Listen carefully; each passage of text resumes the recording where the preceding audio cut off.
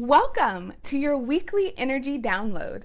I'm here to help you understand the collective energy that's moving through all of us right now.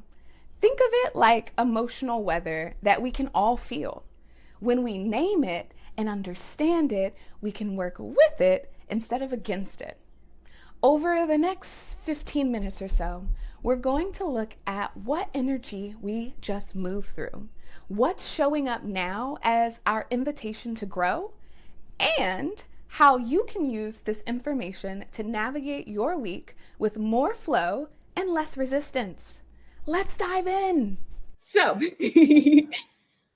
today we're going to be wrapping up the energy of the 45, which was in our throat, and the 26, which was the energy in our heart center that we were in last week. And as you can see, this week we have 12 in our sun and 11 in our earth. We're going to ground into what we're carrying forward from gate 45 and 26. Last week's energy brought us leadership, influence, and this magnetic organizing energy with a twist. The 45 showed up, let's come together, let's build something real, something shared. And gate 26 reminded us how we communicate matters just as much as what we say. This energy was about being seen as a leader, yes, but also how do you use that influence? Are we gathering just to be heard, or are we truly co-creating something that is sustainable? So what we're carrying forward from that 45-26 energy is that you don't have to push. Your energy naturally gathers when you're in integrity, all the integrities, right? Resource meaning financial, physical integrity, your energy and your energetic integrity, all of that. We also are carrying forward that storytelling, memory, and authenticity are your biggest tools of influence. And real leadership isn't about control, it's about service. So the reflection check-in that I want to leave you with is, where were you invited to step into your voice or leadership last week? And how did you respond to that call? Our current energy has us with gate 12, as I mentioned, in the sun, and gate 11 in our earth. This one is special. It's soft, but powerful. It's quiet, but deeply potent. Gate 12 is about authentic expression. Gate 11 is about ideas, vision, and inner knowing. Together, this energy combo is, I like to call it a creative whisper from your soul. Gate 12, the gate of caution, this is all about not blurting things out.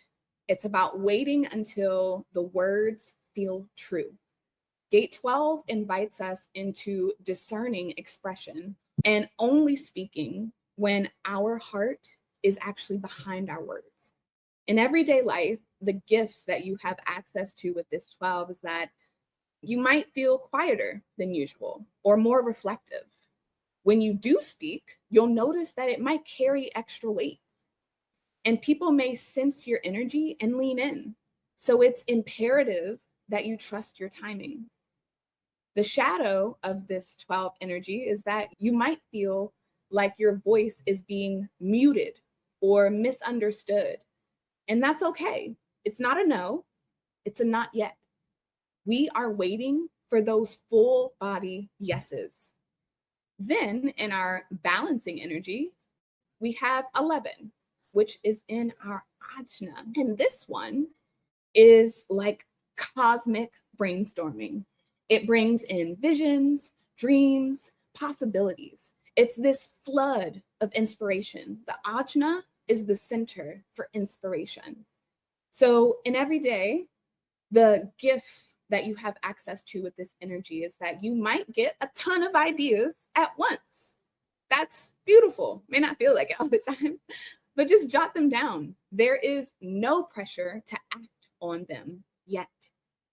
Dreaming of the future might feel easier right now. So vision boards, journaling, downloads, those are what's coming through right now. You might also notice that conversations might feel more philosophical or deep, soul stretching in a way. These are all gifts that you have access to with this 11. On the shadow side, it might feel like overwhelmed by too many ideas, or maybe not even knowing where to start. And that's okay. You do not have to do everything at once. One of my favorite things to say when it comes to this gate of ideas is that only the way it was presented to me was that, yes, if you think of the ideas like a balloon parade, you're going to see lots of pretty colors. You're going to see lots of things that might catch your attention a little bit. But for me in this example, because I love blue, the really shiny light blue one with the sparkles that makes your whole body go, ooh, that's the one I want to take action on. That is the idea for you. You are waiting for your sacral to let you know that you have the energy to bring this to life. You may not know how, you may just have the inspiration. And that is a beautiful place to be in, because then you are able to really use that feedback loop that we're in with the universe, that co-creation feedback loop, to bring what it is that you want into existence with less resistance. So this week is really about giving us a moment to pause, to reflect, and to tune in. It's less about that doing energy and more about listening to the deeper truth. You may not be called to speak loudly this week, but your presence, your stillness, your clarity, that's the medicine. You're really being invited to explore what wants to be said, but only when the moment is right.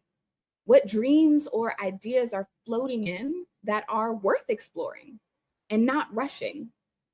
And what does your soul actually want to express, not just perform? I also want to encourage you to reflect on what's bubbling beneath the surface that deserves more space from you before it's shared. What ideas feel really nourishing, and which ones feel like noisy or urgent? I talk all the time about that pressure from urgency, from things outside of us. Alignment feels expansive and open. And lastly, what would it look like to express myself from a place of peace and not that pressure?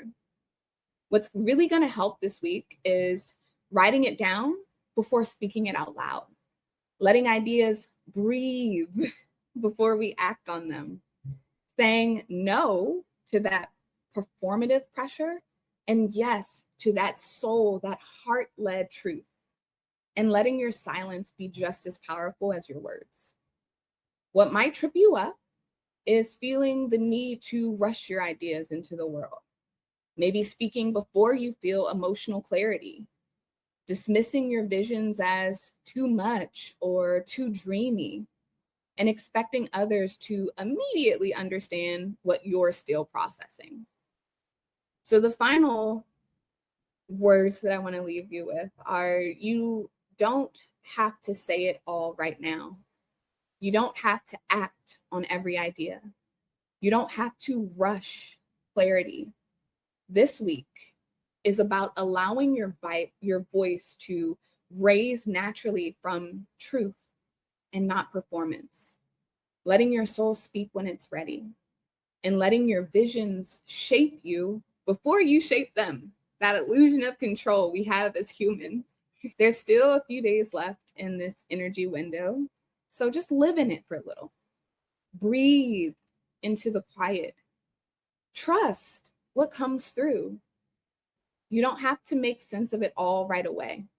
Until next Tuesday, I'll see you then. I want to let you know that if you're loving these weekly transit reports, you can actually join us live every Tuesday morning in my free community, Limitless University. We start with celebrating wins. Then we dive into the week's energy together, and we end in gratitude. It's the perfect way to start your week feeling connected and aligned. The transit report is just one piece of our hour-long gathering, and there's something really special about experiencing this energy work in real time with other conscious souls. You can find the link to join us at diamonddripconsulting.com, and you can also check the show notes.